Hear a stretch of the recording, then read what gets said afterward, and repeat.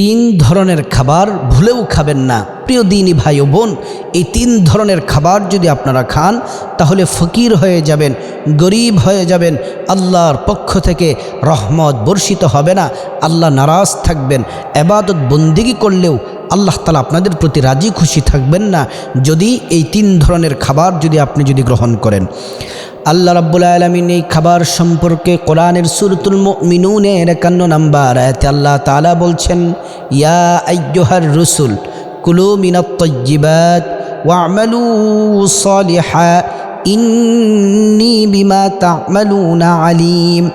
আল্লাহ তাআলা রাসূলগণদেরকে ডেকে বলেন, ইয়া আইয়ুহার রাসূল, হে রাসূলগণ, কুলু মিনাত তাইয়্যিবাত, পবিত্র খাবার গ্রহণ করুন, হালাল খাদ্য গ্রহণ করুন, পবিত্র খাবার গ্রহণ করুন। ওয়া'মালু সালিহা, এবং সৎ কাজ করুন, ভালো কাজ করুন, নেক কাজ করুন।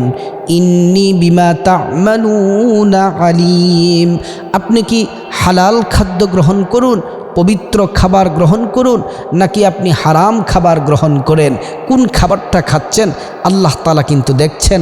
আপনি কি ভালো কাজ করছেন নাকি মন্দ কাজ করছেন, ভালো কাজের সহযোগিতা করছেন নাকি মন্দ কাজের সহযোগিতা করছেন।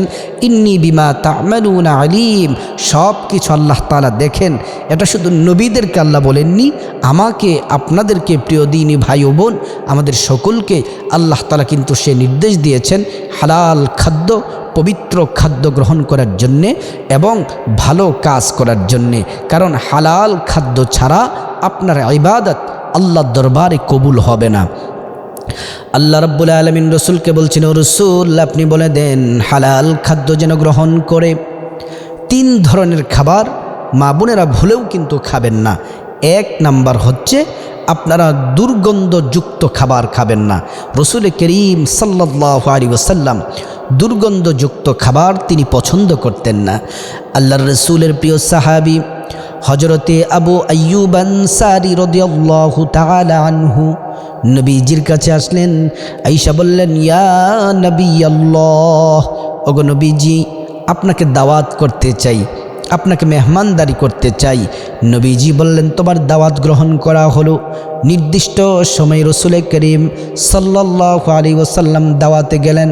যাওয়ার পরে অনেক খাবারের আয়োজন করা হলো, সব খাবার পছন্দ করলেন, কিন্তু এর মধ্যে দুই একটা খাবার নবীজি পছন্দ করলেন না।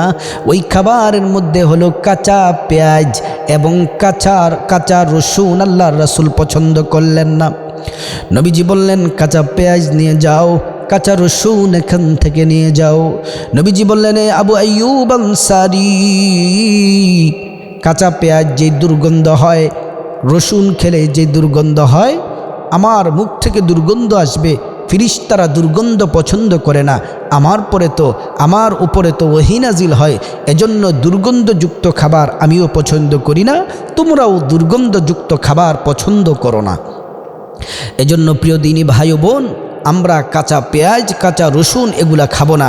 কারণ আমরা যদি দুর্গন্ধ মুখ নিয়ে যদি নামাজে দাঁড়াই তাহলে ফিরিস্তারা আমাদের কাছে আসবে না। দ্বিতীয় নাম্বার হচ্ছে, যেই খাবার খাবেন না সেটা হলো বিসমিল্লাহ না পড়ে কোনো খাবার খাবেন না। সেটা পানি হোক, সেটা খাবার হোক, সকালের নাস্তা হোক, দুপুরের খাবার হোক, সেটা রাতের খাবার হোক, যে কোনো খাবার আপনি বিসমিল্লাহ না পড়ে খাবার খাবেন না। প্রিয় নবী সাল্লাল্লাহু আলাইহি ওয়াসাল্লাম বলছেন, হে আমার সাহাবীরা, বিসমিল্লাহ না পড়ে কোনো খাবার তোমরা গ্রহণ করো না। বিসমিল্লাহ যদি না পড়ে খাবার যদি গ্রহণ করো, সেই খাবারের মধ্যে শয়তান অংশগ্রহণ করে। শয়তান অংশগ্রহণ করলে শয়তান যেমন নাপাক, খাবারটাও নাপাক হয়ে যায়।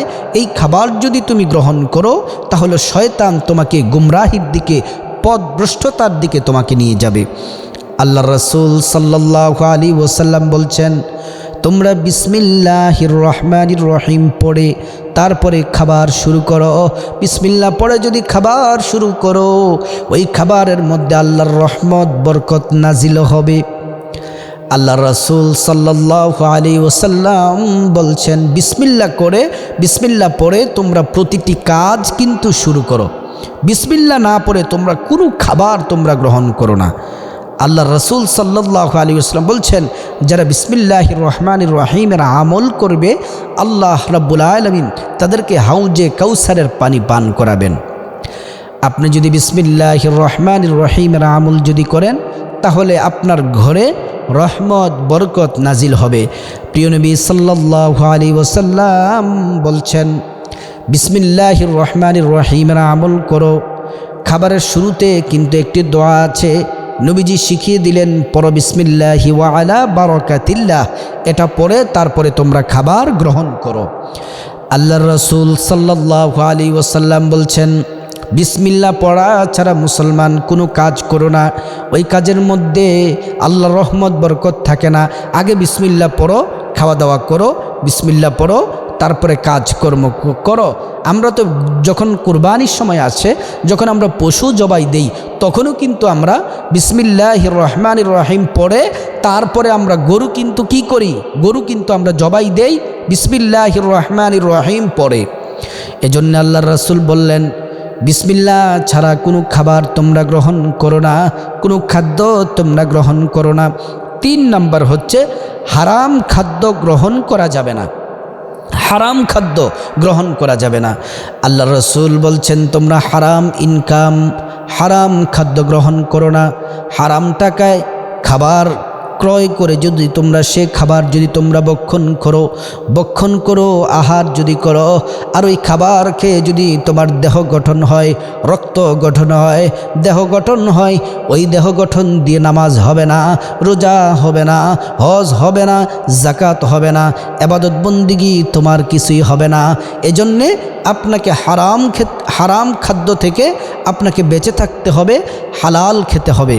আল্লাহ রসুল সাল্লাল্লাহু আলাইহি ওয়াসাল্লামের প্রিয় সাহাবী হযরতে আবু বকর সিদ্দিক রাদিয়াল্লাহু তাআলা আনহু, তিনি একজন খাদেম ছিল। ওই খাদেম প্রত্যেক দিন খাবারের ব্যবস্থা করে দিতেন।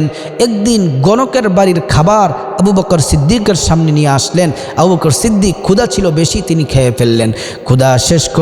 ক্ষুধা যখন শেষ হলো তখন জিজ্ঞেস করলেন, খাবার কোথায় থেকে নিয়ে এসেছো? বলতেছে, গণকের বাড়ি থেকে। আবু বকর সিদ্দিক ডাক দিয়ে বললেন, গণকের বাড়ির খাবার খাওয়া হারাম, কুকুরের বিষটা যেমন হারাম, গণকের বাড়ির খাবার খাওয়াও কিন্তু কি হারাম। আবু বকর সিদ্দিক রাদিয়াল্লাহু তাআলা আনহু বলছেন, আবু বকর সিদ্দিক রাদিয়াল্লাহু তাআলা আনহু বলছেন, গণকের খাবার আপনি কিন্তু খেতে পারবেন না, গণকের খাবার খাওয়া কিন্তু কি হারাম। আবু বকর সিদ্দিক মুখের মধ্যে 2 আঙ্গুল ঢুকিয়ে দিলেন, ওইখান থেকে তারপর আপনার আঙ্গুল ঢুকিয়ে বমি করে খাবার বের করে তারপর তিনি আলহামদুলিল্লাহ পড়লেন। তো প্রিয় দিনী ভাই ও বোন, এই 3 ধরনের খাবার কিন্তু খাওয়া যাবে না। এই 3 ধরনের খাবার যদি খান ফকির হয়ে যাবেন, গরিব হয়ে যাবেন, সংসারে অশান্তি কিন্তু লেগেই থাকবে।